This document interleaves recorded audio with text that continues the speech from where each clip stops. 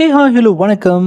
உருவத்துல சின்னவனா இருந்தாலும் மூளையில இவன் பெரிய அசுரம் தாண்டா அப்படின்னு காட்டுல இருக்கிற பெரிய பெரிய கொடூரமான மிருகங்களையே கதற விடுற ஒரு குட்டி மானோட கதையை தான் இன்னைக்கு நம்ம பார்க்க போறோம். மலேசியாலேயே மிகப்பெரிய அனிமேஷன் ஸ்டுடியோவால் உருவாக்கப்பட்ட 2024 ரிலீஸ் ஆகி உலகம் முழுக்க பேசப்பட்ட டாங்கிங் சாங் கேன்சல் படத்தோட கதை தான் இது. கதையோட main leading character song cancel அப்படின்ற ஒரு சுட்டித்தனமான குட்டி மான் தான் தாயை இழந்த துயரத்தில் இருக்கிற நம்ம குட்டி ஹீரோ காட்டுக்குள்ள வர ஒரு பயங்கரமான மர்ம அச்சுறுத்தலை எதிர்த்து போராட வேண்டிய சூழல் வருது. உருவத்துல சின்னதா இருந்தாலும் தன்னோட சாதுரியத்தாலையும் புத்திசாலித்தனத்தாலையும் கொடூரமான முதலைங்க சிறுத்தைங்கன்னு எல்லாத்தையும் ஏமாத்தி காட்டு விலங்குகளை ஒன்னா சேர்த்து எப்படி அந்த ஆபத்தை எதிர்கொள்றான்றது தான் இதுல மாசு. சிம்பிளா சொல்லணும்னா தாயை இழந்த குட்டி மான் காட்டுக்குள்ள வந்த விசித்திர ஆபத்து புத்திசாலித்தனத்தால வெல்ற மாஸ் அட்வென்ச்சர். இது அந்த படத்தோட ஒன்லைனர். நம்ம ஹீரோ அந்த கொடூரமான எதிரிங்க கிட்ட இருந்து தன்னோட நண்பர்களையும் காட்டையும் காப்பாத்தனா இல்லையா? இதுக்கு நடுவில் வர சுவாரஸ்யமான ட்விஸ்ட் அண்ட் டர்ன்ஸ்கள் என்னென்ன தெரிஞ்சுக்கலாமா? வாங்க அப்படியே கதைக்குள்ள போகலாம். படத்தோட ஓப்பனிங்ல ஒரு அடர்ந்த இருட்டு நிறைஞ்ச காட்டுக்குள்ள ஒரு நாள் ராத்திரி ஒரு தாய்மான் ஏதோ ஒரு ஆபத்தான மிருகத்துக்கிட்ட இருந்தோ இல்ல ஒரு கொடூரமான வேட்டைக்காரன் கிட்ட இருந்தோ சம்திங் உயிரை காப்பாத்திக்கிறதுக்காக ஓடோடி வந்துட்டு இருக்கு. அப்போ அதோட குட்டி மான் அங்க காட்டோட ஒரு ஓரத்துல ஜாலியா விளையாடிட்டு இருக்கு. திடீர்னு தன்னோட அம்மா உடம்பெல்லாம் பயங்கரமான காயங்களோட ரத்த வெள்ளத்துல ஓடி வரதை பார்த்துட்டு அந்த குட்டி மான் அப்படியே அதிர்ச்சியில உறைஞ்சு போயிடுது. தாய்மான் பதறி போய் மகனே சீக்கிரம் ஓடு அப்படின்னு சொல்லி எச்சரிக்குது. ரெண்டு பேரும் உயிரை கையில புடிச்சுக்கிட்டு ஓடி ஒரு மலையோட உச்சிக்கு போறாங்க. ஆனா பின்னாடி ஏதோ ஒரு கொடூரமான மிருகம் இவங்களை துரத்திட்டே தான் வருது. மலை உச்சில இருந்து தப்பிக்கிறதுக்கு வழி தேடும் போது தான் அந்த தாய்மான் தான் குட்டியை காப்பாத்த நினைச்சு அது தன்னோட உடம்பாலே தள்ளி அந்த பக்கம் பாதுகாப்பா தரையிறக்கி விடுது. ஆனா இதுல சோகம் என்னன்னா அந்த தாய்மானை காப்பாற்ற முடியாம போயிடுச்சு. இருட்டுக்குள்ள இருந்து நிழல் படர்ந்த ஒரு கொடூரமான கை ஒண்ணு வெளிப்பட்டு வந்து அந்த தாய்மானை பின்னாடி பிடிச்சு இழுத்துட்டு இருட்டுக்குள்ள மறைஞ்சு போயிடுச்சு. தான் கண்ணு முன்னாடி அம்மாவை இழந்துட்டோமேனு அந்த குட்டிமான் கதறி எழுவுது. ஆனா அதுக்கு அழுறதுக்கு கூட நேரம் இல்லாம அதை சுத்தி பயங்கரமான கொடூரமான கண்கள் மாதிரி இருட்டுல வெளிப்பட ஆரம்பிச்சதும் உயிர் தப்பிச்சா போதுடா சாமின்னு அந்த குட்டிமான் அங்கிருந்து அலறி அடிச்சுட்டு ஓடி தப்பிக்க பாக்குது. தென் அப்படியே வருஷம் ஓடி மறைய ஆரம்பிக்குது. அந்த குட்டிமான் இப்ப வளர்ந்து காட்டுல யாராலும் பிடிக்க முடியாத அளவுக்கு ரொம்ப அதிவேகமா ஓடக்கூடிய நம்ம ஹீரோமான மாறிடுறான். எந்த அளவுக்கு வேகமா ஓடுதுன்னா ஒரு நாள் ஒரு கொடூரமான புலி ஒண்ணு அவனை பிடிச்சி தின்ன ட்ரை பண்ணுது. ஆனா நம்ம ஹீரோ தன்னோட புத்திசாலித்தனத்தாலையும் அதிவேகத்தினாலையும் அந்த புலிக்கிட்ட இருந்து அசால்ட்டா தப்பிச்சிடறான். அவனை துரத்திட்டு வந்த அந்த புலி ஒரு பெரிய மரப்போரிக்குள்ள மாட்டிக்கிட்டு மேலிருந்து விழுந்து ஒரு பெரிய மரத்தடியில் அடிபட்டு நசுங்கிடுச்சு. பிகாஸ் இதுக்கெல்லாம் காரணம் நம்ம ஹீரோவோட வேகம் தான். இன்னொரு பக்கம் காட்டுல இருக்கிற ஒரு அழகான அருவியை சுத்தி இருக்கிற ஏரியில காட்டு மிருகங்கள் எல்லாம் ரொம்ப ஜாலியா குளிச்சு விளையாடிட்டு இருக்குங்க. ஆனா அவங்களோட சந்தோஷம் ரொம்ப நேரம் நீடிக்கல. திடீர்னு அங்க ஒரு மிகப்பெரிய யானை வெள்ளம் என்ட்ரி கொடுக்குது. அந்த யானை பயங்கர கர்ஜனையோட இனிமே இந்த ஏரிக்கு நான் தான் சொந்தக்காரன், இங்க இருந்து எல்லாரும் ஓடி போயிடுங்க அப்படின்னு சொல்லி அத்தனை மிருகங்களையும் மிரட்டி விரட்ட பாக்குது. ஆக்சுவலா அந்த அருவி தான் அந்த காட்டுக்கே அத்தியாவசியமான குடிநீர் ஆதாரம். தண்ணி இல்லாம எப்படி வாழ்றதுன்னு தெரியாம அந்த காட்டு மிருகங்கள்லாம் சேர்ந்து நம்ம ஹீரோ கிட்ட தான் உதவி கேட்டு வருதுங்க. அந்த யானையை இந்த ஏரியை விட்டு விரட்ட எங்களுக்கு எப்படியாவது ஹெல்ப் பண்ணு, நீ இந்த உதவியை மட்டும் செஞ்சனா உனக்கு தேவையான அத்தனை சாப்பாடும் அப்புறம் சகல வசதிகளும் நாங்களே ஒன்னா சேர்த்து செஞ்சு தரோம் அப்படின்னு ஆஃபர் ஒன்று கொடுக்குதுங்க. நம்ம ஹீரோவும் அதுங்களோட கோரிக்கைக்கு செவிசாய்ச்சி ஏத்துக்கிட்டான். அப்புறம் அந்த மிருகங்களோட சேர்ந்து அந்த வெள்ளை யானையை பார்க்க கிளம்பி போறான்.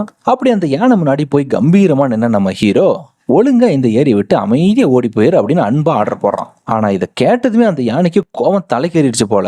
உடனே தன்னோட தும்பி கையால ஏரியில் இருக்கிற மொத்த தண்ணி உறிஞ்சு எடுத்து ஒரு பெரிய வாட்டர் பீரங்கி மாதிரி செஞ்சு அங்க இருந்த காட்டு மிருகங்க மேல செம்ம ஃபோர்ஸா ஸ்ப்ரே பண்ணி அட்டாக் பண்ணுது. உடனே நம்ம ஹீரோவும் சுதாரிச்சுக்கிட்டு பக்கத்துல இருந்த ஒரு பெரிய இலையை வந்து ஷீல்டு மாதிரி யூஸ் பண்ணிக்கிட்டு அந்த பயங்கரமான தாக்குதல் இருந்து தன்னை காப்பாத்திக்கிட்டான். ஆனா பாருங்க, இப்படி அந்த யானையோட கொடூரமான தாக்குதலை பார்த்ததும் கூட வந்த மத்த மிருகங்கள் எல்லாமே பயந்து போய் நம்ம ஹீரோவை அப்படியே அங்கேயே தனியா விட்டுட்டு எடுத்துச்சிங்க பாரு ஓட்டம். இருந்தாலும் நம்ம ஹீரோ பயப்படாம தனியால நின்று அந்த யானைக்கு நேருக்கு நேர் சவால் விடுறோம். சரிப்பா வா நம்ம ரெண்டு பேரும் மோதியை பார்த்துக்கலாம், நான் ஜெயிச்சேனா நீ இந்த ஏரியை விட்டு மொத்தமா வெளியே போயிடணும் அப்படின்னு மாசா சவால் விடுறான். ஆனா இந்த சவாலுக்கு பின்னாடி ஒரு ஆபத்தான நிபந்தனையுமே இருக்கு. ஒருவேளை நம்ம ஹீரோ தோத்துட்டானா இந்த காடு மொத்தமும் அந்த வெள்ளை யானைக்கு சொந்தமா போயிடும். காட்டுல இருக்கிற அத்தனை மிருகங்களும் அந்த யானை சொல்ற கட்டளைக்கு மட்டும்தான் கட்டுப்படணும். இந்த சவாலை ஏத்துக்கிறதுக்கு முன்னாடி அந்த காட்டு மிருகங்களெல்லாம் ஒண்ணு சேர்ந்து நம்ம ஹீரோவை கூப்பிடுதுங்க. தம்பி வேணாம்ப்பா, இந்த முட்டாள்தனமான வேலையை ஒருபோதும் செஞ்சிடாத, இது வரைக்கும் இந்த காட்டுல எந்த ஒரு மிருகத்தாலையும் அந்த மிகப்பெரிய யானையை ஜெயிக்க முடிஞ்சதே கிடையாது, நீ அதுல மாட்டி கடைசியில் அழுது முடிக்காத அப்படின்னு சொல்லி அவனை ரொம்பவே எச்சரிக்குதுங்க. ஆனா நம்ம ஹீரோ பின்வாங்கறதா இல்ல. அந்த வெள்ளை யானை எப்படியாவது வீழ்த்தணும்னு தீவிரமா யோசிச்சுக்கிட்டே போகும்போது தான் அங்க வரிசையா புத்துகளுக்கு பக்கமா நடந்து போற எறும்பு கூட்டத்தை பாக்குறான். அதை பார்த்ததும் ஹீரோக்கு ஒரு செம்ம சூப்பரான மாஸ்டர் பிளான் ஒன்று மைண்டுக்குள்ள வருது. உடனே ஓடி போய் அந்த எறும்பு புத்து பக்கத்துல நிக்கிறான். அங்க இருக்கிற அந்த எறும்புகளோட ராணி கிட்ட போய் இந்த ஏரியை திரும்ப நம்ம காட்டு மிருகங்களுக்கே மீட்டு தரணும், அதுக்காக உங்களோட உதவி எனக்கு தேவைப்படுது அப்படின்னு கேட்கறான். உடனே அந்த எறும்பு ராணியுமே காட்டு மிருகங்களோட நலனுக்காக சரி ஹெல்ப் பண்றேன் அப்படின்னு சொல்லிட்டு ஒத்துக்கிட்டு களத்துல இறங்க ஆரம்பிக்குது. இப்ப அந்த எறும்பு ராணி நேரா போய் வெள்ளை யானை முன்னாடி நிக்குது. ஆரம்பத்துல அந்த குட்டி எறும்பை பார்த்துட்டு அந்த யானை வயிறு குழுங்க சிரிச்சிட்டு கேலி கிண்டல் பண்ண ஆரம்பிச்சிருச்சு. ஆனா அப்புறம் சரி வா மோதி பாத்திரலாம் அப்படின்னு சொல்லிட்டு அந்த சவாலை ஏத்துக்கிட்டு அப்படியே அந்த மேகத்தையே தொடர அளவுக்கு ஆகாயத்துல ஒரு பயங்கரமான குதிக்குது. அவ்வளவு மேல ஜம்ப் பண்ண அந்த யானை ராக்கெட் வேகத்துல மறுபடியும் தலையில பயங்கர ஸ்பீட்ல தரையை நோக்கி பாஞ்சு வருது. ஆனா நம்ம எறும்பு ராணி அதுக்கட்டு கொஞ்சம் கூட பயப்படவே இல்லை. தன்னோட எறும்பு படையோட உதவியோட அந்த யானைக்கு எதிர் திசையில காத்துல தன்னை ஒரு ராக்கெட் மாதிரி லான்ச் பண்ணிக்குது. ரெண்டு பேருமே காத்துல பயங்கர வேகத்துல நேருக்கு நேர் மோதிக்க போற அந்த ஒரு செகண்ட் திடீர்னு அந்த எறும்பு ராணி காத்துல மாயமா மறைஞ்சு போயிடுச்சு. என்ன நடக்குதுன்னே புரியாம அந்த வில்லையான டமானு தரையில் வந்து விழுந்து ஒரு பெரிய வெடி விபத்து மாதிரி காட்டுல பயங்கரமான சத்தத்தோட மோதி லேண்ட் ஆகுது. உடனே அந்த யானை சிரிச்சுக்கிட்டே சொல்லுது, ஆஹா அந்த எறும்பு என் மேல தொடக்கூட இல்லையாடா அப்படின்னு சொல்லிட்டு தன்னோட வெற்றியை பயங்கரமா கொண்டாட ஆரம்பிச்சிருச்சு. ஆனா அதுக்கு தெரியாத உண்மை என்னன்னா, இது எல்லாமே நம்ம ஹீரோவோட மாஸ்டர் பிளான். அவங்க ரெண்டு பேரும் காத்துல மோதிக்கிறதுக்கு முன்னாடியே அந்த எறும்பு ராணி கெத்தா அந்த யானையோட தும்பிக்குள்ள மெதுவா நுழைஞ்சிருச்சு. நுழைஞ்சது மட்டும் இல்லாம யானையோட தும்பிக்கைக்குள்ளேயே வச்சு அதை நறுக்குன்னு கொடூரமா கடிக்கவும் ஆரம்பிச்சது. தும்பிக்கையில் ஏற்பட்ட தாங்க முடியாத வலியால அந்த வெள்ளை யானை அலறி துடிக்குது. தும்பிக்கையை ஆட்டி ஆட்டி எறும்பு வெளியேற்ற பயங்கரமா போராடுது. ஆனா வழியில அப்படியே தலையை சுத்தி போய் அங்க எங்கன்னு பாறை மேலாம் மோதி டமான்னு கடைசியில சண்டை போடுறதுக்கு கொஞ்சம் கூட அதோட உடம்புல தெம்பே இல்லாம சுருண்டு விழுந்து தோத்தே போயிடுச்சு. இந்த அசாத்தியமான வெற்றினால தான் காட்டு மிருக மறுபடியும் அந்த ஏரிக்கு சந்தோஷமா வந்து சேருதுங்க. நம்ம ஹீரோவோட அந்த புத்திசாலித்தனமான பிளானை பாராட்டி எல்லாரும் பாட்டு பாடி டான்ஸ் ஆடி அப்படியே பயங்கரமா கொண்டாடுதுங்க அந்த ஹாப்பினஸ்.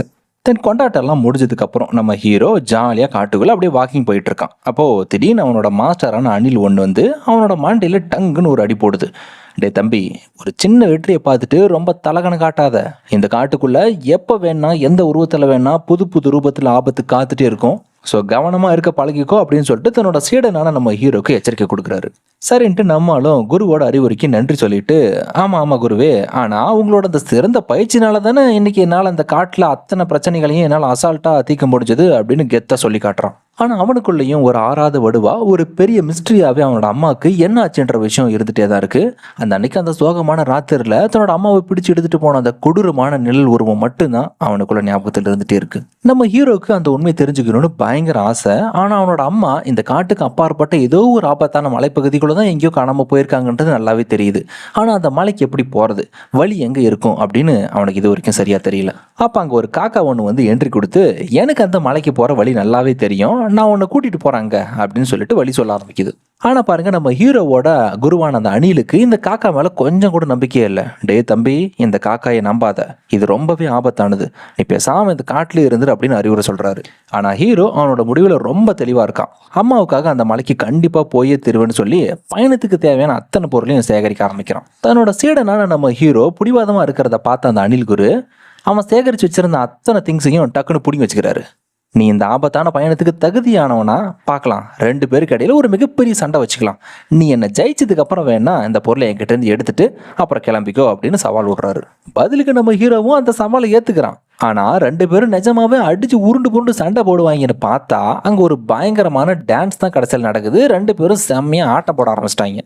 உடனே அந்த அணில் குருவும், ஆஹா நம்ம தான்டா கண்டிப்பா ஜெயிக்க போறோம் அப்படின்னு நினைச்சிட்டு கொண்டாடுற அந்த ஒரே ஒரு வினாடி கவனச்சிதறலை கரெக்டா பயன்படுத்திக்கிட்டு நம்ம ஹீரோ அவன் பேக் பண்ணி வச்சிருந்த எல்லா திங்ஸையும் நைஸா திரும்பி தட்டி பறிச்சுக்கிறான். தென் எல்லா பொருளும் ரெடி ஆனதுக்கு அப்புறம் அந்த காக்கா திரும்ப வந்து, நான் ஆத்தங்காரில் உனக்காக வெயிட் பண்ணிட்டு இருக்கேன், சீக்கிரமா வந்து சேர்ந்துரு அப்படின்னு சொல்லிட்டு அங்கிருந்து பறந்து போயிடுது.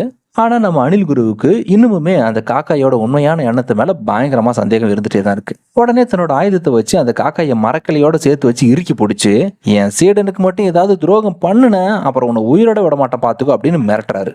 ஆனா நம்ம ஹீரோ அதுக்குள்ள ஓடி வந்து, குருவே ப்ளீஸ் அந்த காக்காயை விட்டுருங்க அப்படின்னு கெஞ்சி கேட்கறான். உடனே அந்த அணில் குருவும் காக்காயை விட்டுட்டு தன்னோட சீடனான நம்ம ஹீரோக்கு வாழ்த்து சொல்லி அனுப்பிக்கிறாரு. ஒரு வழியா நம்மளால அந்த மலைப்பகுதியை நோக்கி தன்னோட ஆபத்தான பயணத்தை தொடங்க ஆரம்பிக்கிறான். இப்படி மணிக்கணக்கா நடந்து போயிட்டே இருக்கும்போது தான் திடீர்னு வழியில ஒரு மிகப்பெரிய பாம்பு ஒன்று குறுக்க வந்து நிக்குது. திடீர்னு அந்த பாம்பு ஒரே ஒரு பாய்ச்சலையே நம்ம ஹீரோவை முழுசாவே உயிரோட முழுங்க ட்ரை பண்ண பாக்குது. ஆனா நம்ம ஹீரோ டக்குன்னு சுதாரிச்சு டைவ் அடிச்சு அதுக்கிட்ட இருந்து தப்பிச்சு ஓடுறான். பட் இதுல சோகமான விஷயம் என்னன்னா, பாம்பு கிட்ட இருந்து தப்பிச்சு ஓடும்போது நேரா போய் ஒரு கொடூரமான புலி முன்னாடி போய் மாட்டிக்கிட்டான். இப்ப அந்த பாம்புக்கும் புலிக்கும் இந்த மானை யாரு வேட்டையாடி தின்றது அப்படின்னு அதுங்களுக்குள்ளேயே பயங்கரமா சண்டை வந்து போட்டி போட்டு சண்டை போட ஆரம்பிச்சிருச்சுங்க. இப்படி அதுக்கு ரெண்டு சண்டை போடுற அந்த கேப்ல தான் நம்ம ஹீரோ மெதுவா அங்க இருந்து நைஸா எஸ்கேப் ஆகி ஓட ட்ரை பண்றான். ஆனா அவனோட கெட்ட நேரம் அப்படி ஓடும்போது தப்பி தவறி கீழே கடந்த ஒரு காஞ்சி எலும்பு தொண்டு மேல முதிச்சிடறான். சரக்குன்னு சத்தம் கேட்டதும் அந்த பாம்போட கவனமும் சரி புலியோட கவனமும் சரி நேரா இப்ப நம்ம ஹீரோ மேல திரும்புது. சத்தம் கேட்ட அடுத்த நொடியே நம்ம ஹீரோ தனக்குள்ள அடக்கி வச்சிருக்கிற அத்தனை வேகத்தையும் வச்சு உசுர கையில பிடிச்சிட்டு ஓட ஆரம்பிக்கிறான். ஆனா அப்படி ஓடி ஓடி கடைசியில் ஒரு பெரிய பாறை முட்டு சந்துக்குள்ள போய் மாட்டிக்கிட்டான். தப்பிக்க வழியே இல்லை. அந்த பாம்பும் புலியும் மெதுவா அவனை நோக்கி அடிமேல் அடி வச்சு முன்னேறி வருதுங்க. உடனே நம்ம ஹீரோ பயத்துல நடுங்கிட்டு, ப்ளீஸ் ப்ளீஸ் என்னை எதுவும் பண்ணிடாதீங்க, நான் காணாம போன என்னோட அம்மாவை காப்பாத்த தேடி தான் ஒரு பெரிய மிஷனுக்கு போயிட்டு இருக்கேன், ப்ளீஸ் என்னை விட்டுருங்க அப்படின்னு கதறி கதறி கெஞ்சி கேட்குறான். ஆனால் அப்பயுமே அந்த 2 கொடூரமான மிருகங்க அவனோட வார்த்தையை கொஞ்சம் கூட நம்பவே இல்லை. அவனை வேட்டையாடுன்ற வெறியோடவே கொடூரமான பார்வையோட இன்னும் பக்கத்தில் நெருங்கி வர ஆரம்பிக்குதுங்க. அப்பதான் அதிர்ஷ்டவசமா அங்க பக்கத்துல ஒரு ட்ராப் இருக்கிறது ஹீரோவோட கண்ணுக்கு தென்படுது. கொஞ்சம் கூட யோசிக்கவே இல்லை, டக்குன்னு அந்த ட்ராப்பை செட் பண்ணி ஆன் பண்ணி விடுறான். அடுத்த செகண்ட் டமான்னு ஒரு பெரிய மரத்தடி ஒன்று பயங்கர வேகத்துல சுழண்டு வந்து அந்த புலியோட மூஞ்சில நச்சு நச்சுன்னு அடிக்குது. அந்த அடியில் அப்படியே புலி கீழே சுருண்டு அங்கேயே விழுந்துருச்சு. தன்னோட போட்டியாளராக இருந்த அந்த புலி அவுட் ஆனதும் அந்த பெரிய பாம்பு இனி ஹீரோ நமக்கு தான் சொந்தம் அப்படின்னு தனியாளா நம்ம ஹீரோவை முழுங்க பாஞ்சு வருது. ஆனா நம்மளால தான் பக்கத்துல இருக்கிற ஒரு மூங்கில் காட்டை பார்த்துறான். அதுக்குள்ள உடனே மின்னல் வேகத்துல பாஞ்சு அந்த மூங்கில் மரத்துக்கு நடுவில் ஓடி போய் குதிக்க ஆரம்பிக்கிறான். அப்பவும் அந்த பாம்பு விட்டு கொடுக்காம நம்ம ஹீரோவை பிடிக்கிறதுக்காக திரும்ப திரும்ப வெறியோட தாக்குதல் நடத்துது. ஆனா பாருங்க, நம்ம ஹீரோவை நெருங்குற அதே நேரத்துல தான் அந்த பாம்புக்கு ஒரு விஷயமும் புரிய வருது. நம்ம ஹீரோவோட புத்திசாலித்தனத்தால அந்த மூங்கில் மரத்துக்கு நடுவுல போக முடியாம பயங்கரமா சிக்கி மாட்டிக்கிச்சு. இப்போ திரும்பவும் தான் மூளையை பயன்படுத்தி அந்த ஆபத்தான மிருகங்கிட்ட இருந்து தப்பிச்சு நம்ம ஆளு தன்னோட பயணத்தை மறுபடியும் தொடர ஆரம்பிக்கிறான். தென் அப்படியே கொஞ்சம் தூரம் போனதுக்கு அப்புறம் நம்ம ஆளு திரும்பவும் அந்த காக்காயை சந்திக்கிறான். அது அவங்ககிட்ட சொல்லுது, நம்ம மலைக்கு பக்கத்துல வந்துட்டோம், ஆனா முன்னாடி இருக்கிற ஒரு ஏரியை நம்ம கடந்து போய் ஆகணும். ஆனா அந்த ஏரியில எக்கச்சக்கமான முதலைகளும் அதோட தலைவனா செயல்படுற ஒரு முதல ராஜாவும் இருக்குது. ரொம்ப ஜாக்கிரதையா நம்ம கவனமா போகணும்னு எச்சரிக்குது. ஆனா இதுக்கெல்லாம் பயப்படுறாளா என்ன? அந்த ஆபத்தியெல்லாம் கொஞ்சம் கூட பொருட்படுத்தாம நம்ம ஆளு நேரா போய் அந்த முதல கூட்டத்துக்கு முன்னாடி கெத்தா நிக்கிறான். தான் முன்னாடி நல்ல கொழு கொழுன்னு ஒரு மானை பார்த்ததும் அந்த முதல ராஜா கொஞ்சம் கூட யோசிக்கவே இல்லை. ஆஹா, நல்ல இறை இன்னைக்கு ஒரு சிக்கிருக்குடா, பிடிச்சி அமைக்கிட்டோம்னா கரெக்டா இருக்கும்னு ஒரே பாய்ச்சல்ல நம்ம ஹீரோவை கவர்றதுக்காக பாஞ்சு வருது. ஆனா நம்மளு சாமர்த்தியமா அங்க இருக்கிற ஒரு பெரிய மரக்கலையை தூக்கி பாஞ்சு வந்துட்டு இருக்கிற அந்த முதலையோட திறந்து கிடக்கிற வாய்க்குள்ள நேரா குறுக்க வச்சு விட்டுறான். அந்த மரக்கலையும் போய் கரெக்டாக அதோட வாயில மாட்டினதுனால அந்த முதல ராஜாவால் அதோட வாயை மூட முடியாம என்ன நடக்குதுன்னு புரியாம அப்படியே முழி பிதுங்கி நிற்கிது. அப்பதான் நம்மளு அவனோட அறிவை யூஸ் பண்ணி புதுசாக கதை ஒன்று அவுத்துறான். என்னன்னா, எனக்கு இந்த ஏரி எப்படியாவது கடந்து போகணும். முதலைகளோட பேரரசராக இருக்கார்ல, உங்களுக்கு தெரியுமே, அவர் ஒரு முக்கியமான மெசேஜ் அனுப்பிவிட்டுருக்காரு. என்னன்னா, காட்டில் நடக்கிற ஒரு பெரிய விழாவுக்கு உங்க எல்லாரையும் பேரரசர் வர சொல்லியிருக்காரு அப்படின்னு அடிச்சுடுறான். இப்படி இந்த விஷயத்த கேட்டது அந்த முதல ராஜாவுக்கு அளவு கடந்த சந்தோஷம். உடனே அந்த முதல்ல தன்னோட கூட்டத்துக்கிட்ட, டேய் எல்லாரும் வந்து ஆத்துல வரிசை நில்லுங்கடா, எவ்வளவு பெரிய ஆள் வந்துக்கிறாரு, அவரோட பாதம் தண்ணியிலே படாத மாதிரி அப்படியே பாலம் மாதிரி ஒட்டு விட்ட நில்லுங்க அப்படின்னு சொல்லிட்டு உத்தரவு போடுது. அதுக்கப்புறம் நம்ம ஹீரோவையும் பார்த்து ஒரு விஷயத்த சொல்லுது. தம்பி, இந்த மெசேஜ் மட்டும் ஒருவேளை பொய்யா இருந்துச்சு அப்புறம் நீ ரொம்ப வருத்தப்படுவ பாத்துக்கங்க அப்படின்னு ஒரு எச்சரிக்கையும் விடுது. பதிலுக்கு நம்மளும், ஐயோ நீங்க நினைக்கிற மாதிரி ஒன்றும் கிடையாது, இது எல்லாமே உண்மைதான் அப்படின்னு நம்ப வச்சு முதலையோட முதுகுல மிதிச்சுக்கிட்டு ஒரு வழியா அந்த ஏரியா அசால்ட்டா கடந்து வந்துடுறான். ஒன்ஸ் அந்த ஏரியை கடந்து வந்ததும் அங்கே மறுபடியும் ஹீரோ அந்த காக்காயை சந்திக்கிறான். அப்போது அது நம்ம ஹீரோவை பார்த்து எப்படி இவ்வளோ தூரம் தப்பிச்சு வந்திருக்கிறேன்னு சொல்லிட்டு பயங்கர ஆச்சரியமாக பார்க்குது. ஆனால் அப்புறம் இந்த மலையில் இந்த காட்டுக்கு ரொம்ப பயங்கரமான எல்லாரும் பயப்படுற ஒரு மிகப்பெரிய கழுகு வாழ்ந்துட்டு வருது. அதனால தான் இனிமே தான் உன்னோட ஒவ்வொரு அடியும் ஜாக்கிரதையாக எடுத்து வைக்கணும்னு சொல்லிட்டு வார்ன் பண்ணுது. இருந்தாலும் நம்மளால கொஞ்சம் கூட எப்பயும் போல பயப்படாம மலையில் ஏறி அப்படியே போயிட்டே இருக்கான். அப்போ திடீர்னு நம்பவே முடியல, சொன்ன மாதிரியே அதிவேகத்தில் அந்த ஆகச்சிறந்த கழுகு பறந்து வந்து நம்ம ஹீரோ முன்னாடி கம்பீரமாக நிற்கிது. நம்ம ஆளு உருவத்துல குட்டியா இருக்கிறத பார்த்ததும் அந்த கழுகு ஒரு நக்கலா போச்சு. அப்படியே இவனை பார்த்து சிரிக்க ஆரம்பிக்குது. அதுக்கப்புறம் தன்னோட சிறகுகளை ஒரே ஒரு தடவை தான் படபடன்னு அடிச்சதும் அங்க கடந்த மிருகங்களோட சில எலும்புகள்லாம் அப்படியே பறந்து போய் நம்ம ஹீரோ சுத்தி ஒரு பெரிய வேலி மாதிரி விழுந்து அவனை அதே இடத்துல அப்படியே லாக் பண்ணிடுச்சு. ஆனால் நம்மளால இதுக்கெல்லாம் கொஞ்சம் கூட பயப்படாம, நான் பல வருஷத்துக்கு முன்னாடி என்னோட அம்மாவை கொன்ன நிழலால் சொல்லப்பட்ட அந்த கொடூரமான அரக்கனை தேடி தான் வந்திருக்கிறேன் அப்படின்னு துணிச்சலோட சொல்றான். இப்படி இந்த விஷயத்த கேட்டதும் அந்த கழுகுக்கு இவன் யாரை பத்தி சொல்றான்றது உடனே புரிஞ்சு போச்சு. ஓ அப்படியா விஷயம், உன் அம்மாவை கொன்னவன் வேற யாரும் கிடையாது, அவன் இப்போ உனக்கு பக்கத்துல தான் இருக்கான் அப்படின்னு எச்சரிக்குது. அந்த கழுகு சொல்லி முடிச்ச அடுத்த வினாடியே இருட்டுக்குள்ள இருந்தும் அந்த அடர்ந்த நிழலுக்குள்ள இருந்தும் ஒரு கொடூரமான வேட்டை மிருகம் மெதுவா வெளியே வந்து தன்னோட முகத்தை காட்ட ஆரம்பிக்குது. அது வேற யாரும் இல்ல, பல வருஷத்துக்கு முன்னாடி நம்ம ஹீரோட அம்மாவை கொடூரமா கொன்ன கருணையே இல்லாத மிருகமான பிளாக் பேந்தர் தான் அது. தான் கண்ணு முன்னாடியே தன்னோட தாயோட உயிரை குடிச்ச அந்த கொடூரமான பேந்தரை பார்த்ததும் இவ்வளவு நேரமா இருந்த பயம் எல்லாமே போய் நம்ம ஹீரோக்குள்ள கட்டுப்படுத்த முடியாத கோபம் மாத்திரம் அப்படியே தலைக்கிறது. அம்மாவை கொண்டு அந்த கொடூரமான பேந்தரை பழி வாங்கறதுக்காகவே நம்ம ஹீரோ அதை நோக்கி வெறியோட பாஞ்சு தாக்க ஆரம்பிக்கிறான். அப்படி ஆத்திரத்தோட பாஞ்ச நம்ம ஹீரோவை அந்த சிறுத்தையோட கைக்குடிங்க டக்குன்னு பிடிச்சி கைது பண்ணிடுதுங்க. அங்கே நிற்கிறதுக்கப்புறம் அந்த கழுகு, காகம், அப்புறம் அந்த சிறுத்தையோட கூட்டாளிங்க எல்லாம் ஒன்றா சேர்ந்து இப்படி வந்து மாட்டிக்கிட்டா அப்படின்னு சொல்லிட்டு நம்ம ஹீரோவை கேலி கிண்டல் பண்ணி நக்கலாக சிரிக்க ஆரம்பிச்சிருச்சுங்க. ஆனால் அந்த காக்கையோட கெட்ட நேரம் திடீர்னு யாரும் எதிர்பார்க்காத நேரத்தில் அந்த கொடூரமான சிறுத்தை அப்படியே மேலே பாஞ்சு வந்து அந்த காக்காயை அப்சைட் டவுனாக தூக்கி செவுத்துல அடிச்சு டமான்னு ஒரே நொடியில் கொண்டு போட்டுருச்சு. தன் நண்பனான காக்கா கண்ணு முன்னாடி கொடூரமாக செத்து போனதை பார்த்ததும் அந்த கழுகுக்கு இவ்வளோதான் கோவம் இல்லை, தலைக்கேறி போய் வெறியோட பாஞ்சு அதுவும் என்ன பண்ணுது, அந்த சிறுத்தையோட கழுத்தை பிடிச்சி கூர்மையான தன்னோட நகத்தால் இறுக்கி பிடிக்க பார்க்குது. டேய், எதுக்கடா என் நண்பனை கொன்ன? இந்த காடு மொத்தத்தையும் நம்ம 2 பேரும் சேர்ந்து தானே ஆட்சி பண்ணணும்னு நம்ம போட்டுக்கிட்ட சபதம் உனக்கு ஞாபகம் இருக்கா இல்லையா அப்படின்னு கத்த ஆரம்பிச்சதும் பட் அதை கேட்ட அந்த சிறுத்தை எதுவுமே சொல்லலை. அதுக்கு வந்து வேற ஒரு பிளான் வச்சிருந்துருக்கு போல. டக்குன்னு அதோட ஸ்ட்ராங்கான காலால் அந்த கழுகோட வரல அப்படியே மொட்டைச்சி எரிஞ்சு அதுக்கப்புறம் அது தூக்கி நேராக தன்னோட கூட்டாளிகளான மற்ற சிறுத்தைக்கு மேலே தூக்கி போட்டுருது. அந்த சிறுத்தை கூட்டமும் உடனே அந்த கழுகு தின்ன ஆரம்பிச்சிருச்சுங்க. இருந்தாலும் அந்த கழுகு தான் தோல்வி விட்டு கொடுக்காம காயத்தோடவே அந்த சிறுத்தைகளை எதிர்த்து பயங்கரமாக சண்டை போட ஆரம்பிக்குது. இப்போ 2 பேருக்கும் ஒரே பொதுவான எதிரி அந்த சிறுத்தை தான். உடனே நம்ம ஹீரோ அந்த கழுகுக்கு உதவி செய்யணும்னு முடிவு எடுத்துட்டான். அதனால தன்னோட பலமான காலால் அந்த சிறுத்தைகளை அப்படி எட்டி மிதச்சு உதச்சி தள்ளுறான். இன்னொரு பக்கம் அந்த வெள்ளம் பேந்தரும் அந்த கழுகும் இந்த காட்டை அடுத்து யார் ஆட்சி பண்றதுன்றதுக்கான அதிகாரத்துக்காக நேருக்கு நேர் கொடூரமாக மோதிக்கிறாங்க. அதே நேரத்தில் தான் நம்ம ஹீரோ ஒரு சிறுத்தை வளைச்சி பிடிச்சி அதை கொண்டு முடிக்க போற அந்த ஆபத்தான செகண்ட்ல யாரும் எதிர்பார்க்காத வகையில் அங்கே தான் நம்ம அனில் குரு திடீர்னு என்ட்ரி கொடுக்குறாரு. தான் கையில் இருக்கிற கம்பியால் அந்த சிறுத்தை நச்சுன்னு ஒரே ஒரு அடி அடித்து நம்ம ஹீரோவை எப்படியே காப்பாற்றிடுறாரு. அப்புறம் அதே கம்பியை வச்சு தான் அங்கே ஒரு பெரிய மணல் புயலையே உருவாக்கி அந்த குழப்பத்தில் இருக்கிற தருணத்தில் நம்ம ஹீரோவை கூட்டிகிட்டு அங்கேருந்து மின்னல் வேகத்தில் தப்பிச்சு ஓடிடுறாரு. தென் கொஞ்சம் நேரத்துக்கு அப்புறம் தான் அவங்க 2 பேரும் ஒரு பாதுகாப்பான இடத்துல போய் ஒழிஞ்சுக்கிறாங்க. அங்கே தான் நம்ம அனில் குரு நம்ம ஹீரோவோட உடம்புல இருக்கிற காயத்துக்கு மெதுவாக பேண்டேஜ் போட்டு கட்டு போட்டு விட்றாரு. அப்போது திடீர்னு உடம்பெல்லாம் பயங்கர காயத்தோட ஒரு பெரிய ஒராங்குட்டான் ஒன்று அப்படியே தத்தி தத்தி அவங்களுக்கு இடத்த நோக்கி வருது. தான் அந்த கொடூரமான பேந்தரால தான் இந்த நிலைமைக்கு ஆளானதாக அது சொல்ல ஆரம்பிக்குது. அப்புறம் நம்ம ஹீரோவை பார்த்ததுமே அதுக்கு நம்ம ஹீரோவோட அம்மாவோட ஞாபகம் டக்குன்னு வந்துடுச்சு. தம்பி, உன்னோட அம்மா இந்த காட்டு மிருகங்களுக்கு ஒரு மிகப்பெரிய தலைவே இருந்தாங்கடா. அன்றைக்கி எல்லாரும் இந்த காட்டில் ரொம்ப ஒற்றுமையாக சந்தோஷமாக தான் வாழ்ந்துட்டு இருந்தோம் அப்படின்ட்டு ஒரு பழைய கதையை சொல்ல ஆரம்பிக்குது. நல்லா கவனமாக கேளு. ஒரு நாள் அந்த கொடூரமான பேந்தர் பெரிய பாறைக்கு நடுவில் மாட்டிக்கிட்டு தப்பிக்கவே முடியாமல் அலறிட்டு இருந்துச்சு. ஆரம்பத்தில் உன்னோட அம்மா அதை பார்த்துமே அதை காப்பாற்ற மறுத்துட்டாங்க. ஏன்னா அதை விடுவிச்சா எப்படியும் அந்த காட்டில் இருக்கிற மற்ற மிருகங்களை வேட்டையாடி கொண்டுடுன்னு அவங்களுக்கு நல்லாவே தெரியும். ஆனால் திடீர்னு அந்த தீவோட எரிமலை ஒன்று பயங்கரமாக வெடித்து செதற ஆரம்பித்தப்போ உன்னோட அம்மா அந்த சிறுத்தை மேலே இறக்கப்பட்டுட்டாங்க. அதை அந்த பாறையிலிருந்து காப்பாற்றியும் தப்பிக்க வச்சாங்க.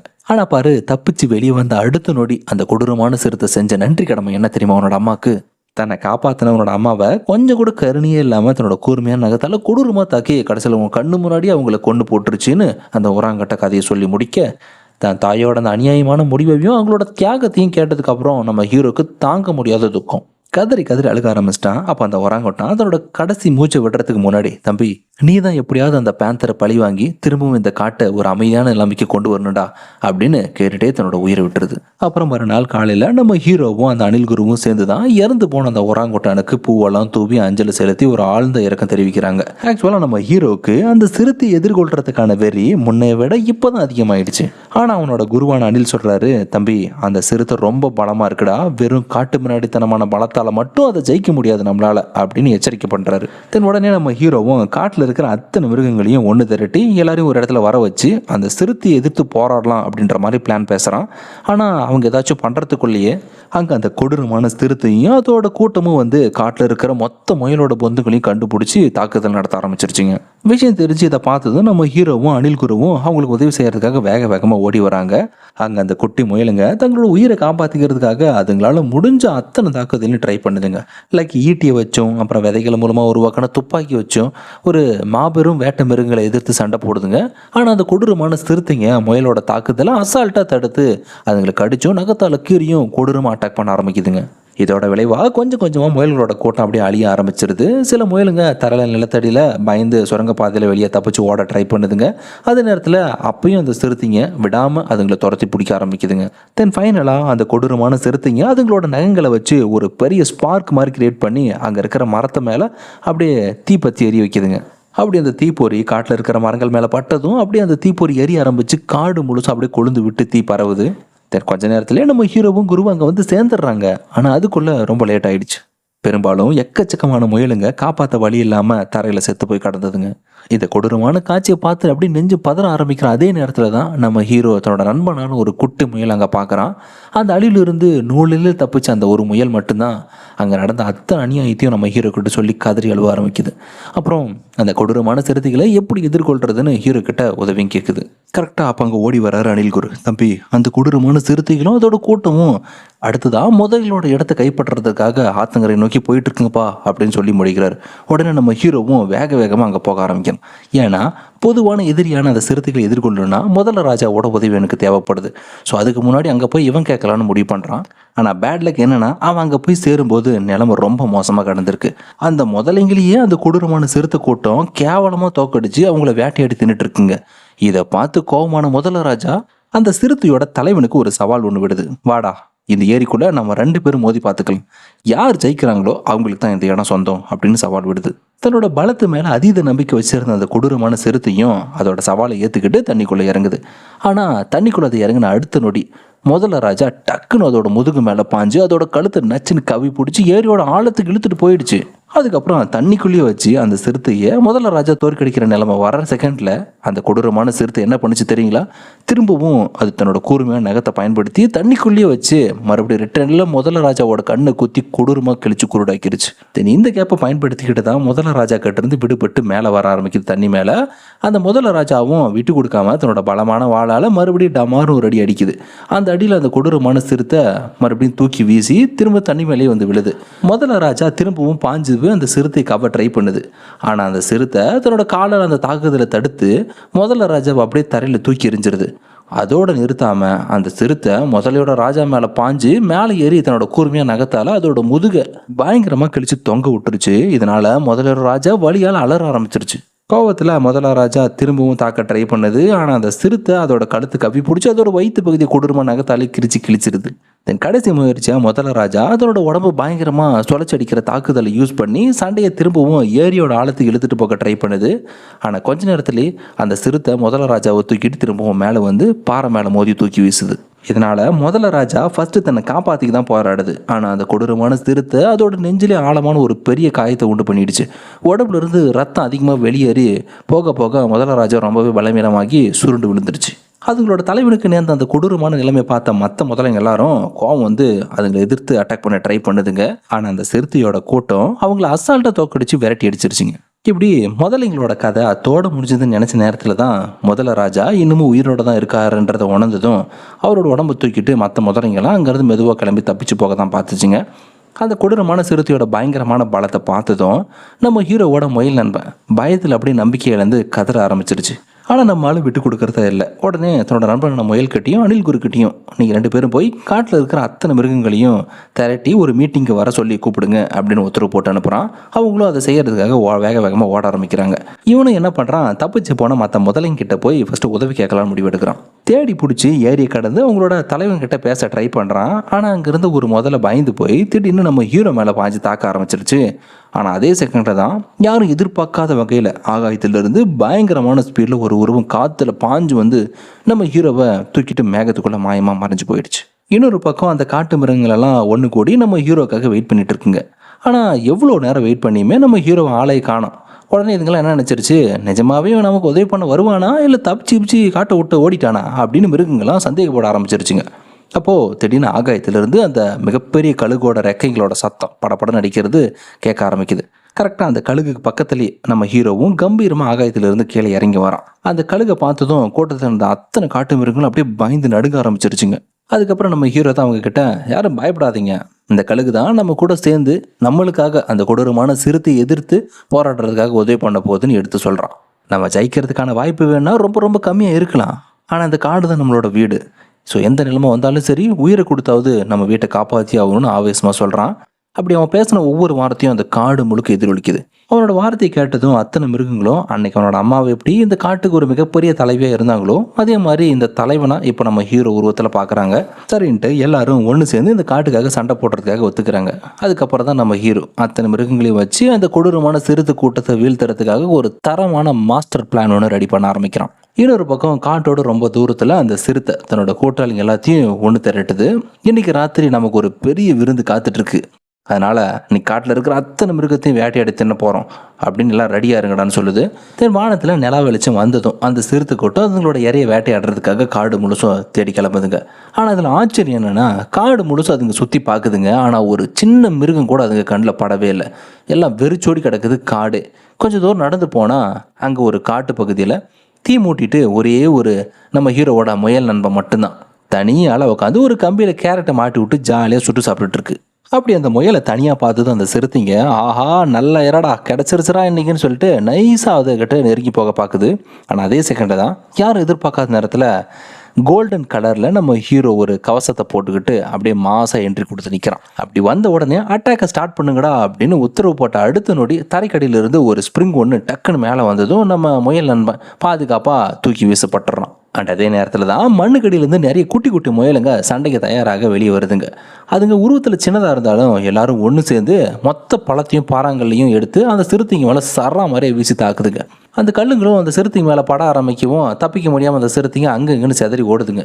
அண்ட் அதே நேரத்தில் இன்னொரு பக்கம் அந்த குரங்கு கூட்டமும் சும்மா இல்லாமல் அவங்களும் அதே மாதிரி தாக்குதலை தொடர ஆரம்பிக்கிறாங்க. அதுங்களும் ஒரு பெரிய பாம்போட உடம்பை ஒரு கேட்டபுல்ட்டு மாதிரி யூஸ் பண்ணி அதில் பாறங்களில் வச்சு சிறுத்தைங்களை அட்டாக் பண்ண ஆரம்பிக்கிறாங்க. ரெண்டு பக்கத்துல இருந்தும் தாக்குதல் பலமாக நடக்கிறத பார்த்துட்டு நம்ம ஹீரோ என்ன பண்ணுறான், எல்லாரும் நேருக்கு நேர் பாஞ்சு தாக்க ஆரம்பிக்கிறா அப்படின்னு அடுத்த கட்ட உத்தரவு பிறப்பிக்கிறான். அப்புறம் மிருகங்கள்லாம் சேர்ந்து பெரிய பெரிய மரக்கட்டைகளை தூக்கி அந்த சிறுத்தைங்க மேலே எரிஞ்சு தாக்க ஆரம்பிக்கிறாங்க. கடைசியாக அந்த கழுகு தான் தன்னோட கூர்மையான நகத்தால் ஒரு மிகப்பெரிய மரத்தை வேரோடு தூக்கிட்டு வந்து நேராக அந்த கொடூரமான சிறுத்தையோட தலை மேலே டமானு தூக்கி போடுது. கரெக்டாக அந்த மரமும் விழுந்து அந்த கொடூரமான சிறுத்தை அதுக்கு அடியில் மாட்டி நசுங்கி போயிடுது. இதை பார்த்ததும் அப்பாடா ஒரு வழியாக அந்த கொடூரமான சிறுத்தையை நம்ம ஒழிச்சு கட்டிட்டா அப்படின்னு எல்லாரும் மிருகங்களும் சந்தோஷத்தில் அப்படியே கத்தி கொண்டாட ஆரம்பிச்சிருச்சுங்க. ஆனால் பாருங்க, அவங்களோட சந்தோஷம் கொஞ்ச நேரம் கூட நீடிக்கல. அந்த மரத்துக்கு அடியில் இருந்து மாட்டிக்கிட்ட அந்த சிறுத்தை அதோட உடம்புல ஒரு சின்ன காயம் கூட இல்லாமல் அசால்ட்டாக வெளியே வந்துருச்சு.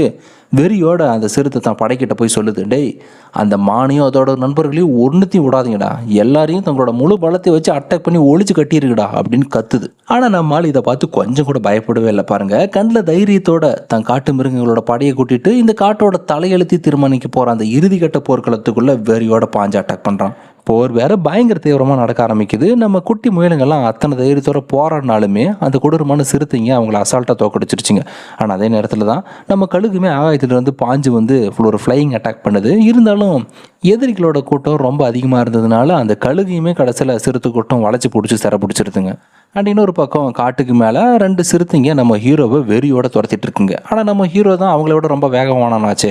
ஓடிட்டே இருந்தவன் திடீர்னு சுதாரிச்சுட்டு யாரும் எதிர்பார்க்காத நேரத்தில் திரும்பி நின்று பாய்ச்சலில் ஒரே ஒரு அடி தான் பலமான காலால் அந்த ரெண்டு சிறுத்தையும் ஒரே ஒரு உதை தான் நச்சுன்னு அடித்து கீழே தள்ளி விட்டுறான்.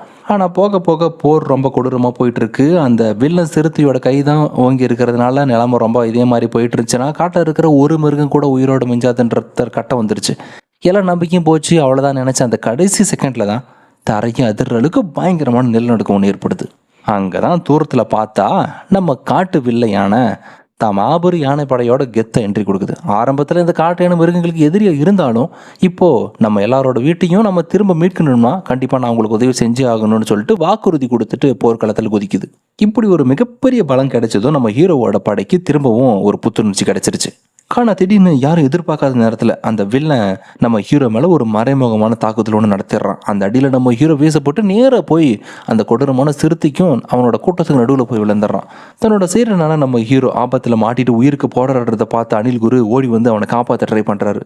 ஆனால் கடைசியில் அவரையே மற்ற சிறுத்தைங்கெல்லாம் தடுத்து நிறுத்திடுச்சிங்க. நம்ம ஹீரோவும் தன்னோட முடிவை நோக்கி தனியால் நிற்கிறான். அப்போ தான் கதையில் அடுத்து ஒரு ட்விஸ்ட்.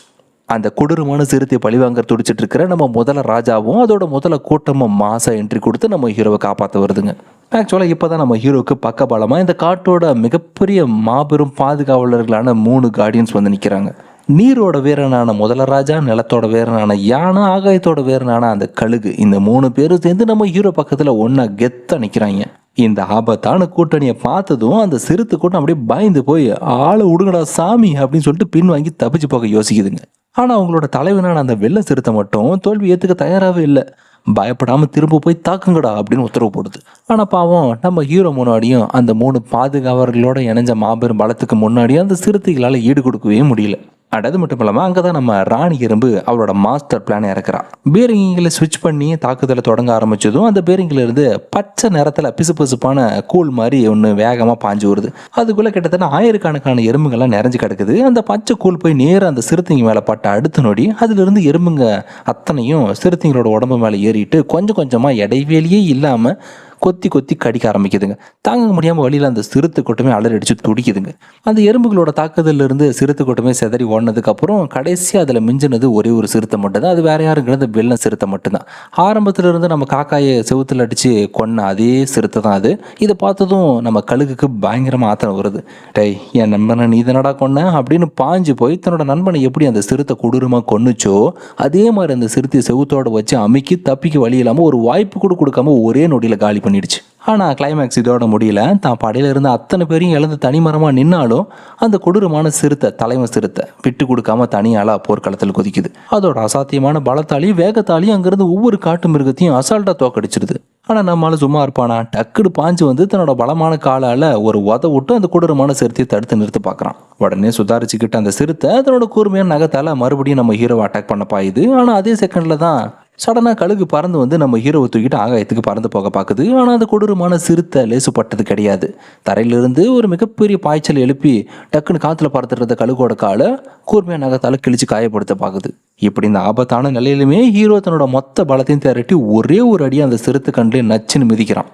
இந்த ஒரு அடியில் தான் அந்த சிறுத்தை தூக்கி வீசி தரையில் விழுது. அதுக்கப்புறம் அந்த யானை தன்னோட மிகப்பெரிய காலால் மிதிச்சு அதோட தும்பிக்கையில தூக்கி எரியுது.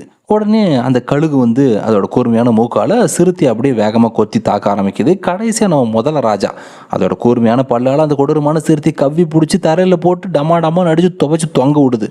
இப்படியே அவங்க 4 பேரோட அந்த மாசான அட்டாக்கை தாங்க முடியாமல் அந்த சிறுத்தை பயங்கரமான காயத்தோட சுருண்டு விழுது. இனிமே சண்டை போட உடம்புல தெம்பே இல்லைன்னு புரிஞ்சதும் அந்த சிறுத்தை அங்கிறது தப்பிச்சு ஓட பார்க்குது. ஆனால் ஓடி போய் அது கடைசியில் சேர்ற இடம் ஒரு மிகப்பெரிய நீர்வீழ்ச்சியோட ஆபத்தான மனை. அங்கேருந்து தப்பிக்க வழியே இல்லை, கரெக்டாக மாட்டிக்கிச்சு. அப்போ தான் நம்ம ஹீரோ அதை தப்பிக்க விடக்கூடாதுன்னு வெறி கூட பின்னாடி துரத்திட்டு போய் வாடா இப்போ கடைசியாக வந்து ஒரு கை பார்த்துருவோம் அப்படின்னு அந்த சிறுத்தைக்கு சவால் விடுறோம். அப்பையும் பாருங்க உடம்புல கொஞ்சம் கூட தெம்பு இல்லாட்டி கூட அந்த சிறுத்தை நம்ம ஹீரோ எதிர்கொள்ள தயாராக தான் இருந்திருக்குது. ரொம்ப அசால்ட்டா கடைசியில் நம்ம ஹீரோவை பிடிச்சி கீழே தள்ளி அவனை முழுங்க போகிற கடைசி நொடியில் நம்ம ஹீரோ சாமர்த்தியமாக அவனோட காலை தரையில் வச்சு ஒரு தட்டு தட்டுறான். அப்படி அவன் தட்டும்போது தான் உடம்புல இருந்து அந்த சின்ன மரக்கட்டை மாதிரி இருந்த கவசம் வந்து ஒரு சின்ன பகுதி உடஞ்சிருது. நம்ம ஹீரோ யோசிக்கவே இல்லை, அந்த உடஞ்ச கவசத்துண்டை நோக்கி நேராக அந்த கொடூரமான சிறுத்தையோட இன்னொரு கண்ணில் வீசி விட்டுறான். அதோட 2 கண்ணு இப்போ குருடாகி போயிடுச்சு. இனிமேல் அதால் எதுவே பண்ண முடியாதுன்ற நிலைமை வந்ததுக்கப்புறம் ஹீரோ அப்போ தான் அந்த வாய்ப்பை யூஸ் பண்ணிக்கிட்டு என்னோட ஃபைனல் அட்டாக்கை ஸ்டார்ட் பண்ணுறான். தான் 2 காலாலையும் ஒரே நேரத்தில் அந்த சிறுத்தையை எட்டி ஒரே ஒரு உத விடுறான். அந்த மிகப்பெரிய நீர்வீழ்ச்சியிலிருந்து கீழே தள்ளி விட்டதும் அந்த கொடூரமான சிறுத்தை நீர்வீழ்ச்சியிலேருந்து தலைகீழ விழுந்து கீழே இருந்த அந்த கூர்மையான பாறை மேலெல்லாம் விழுந்து மோதி கொடூரமாக கடைசியில் ஒரு வழியாக செத்து போயிடுது. ஆனால் இப்படி அவன் வேகத்தில் உதைச்சப்போ கடைசியில் நம்ம ஹீரோவுமே கட்டுப்பாட்டு இழந்து அந்த ஃபால்ஸில் கீழே விழுற நிலைமைக்கு போயிடுறான்.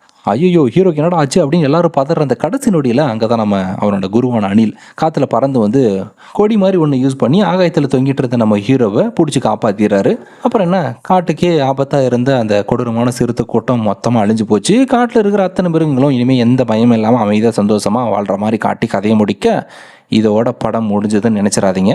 நம்ம ஹீரோ தன்னோட அம்மாவோட சாவுக்கும் தன்னோட நண்பனோட இழப்புக்கும் சரியாக பழி வாங்கி நீதியை நிலநாட்டினான்ற மாதிரி காட்டி தான் இந்த கதையை கச்சிதமாக முடிச்சிருக்காங்கன்றதை உங்களுக்கு தெரியப்படுத்தி படம் முடிவடையுது.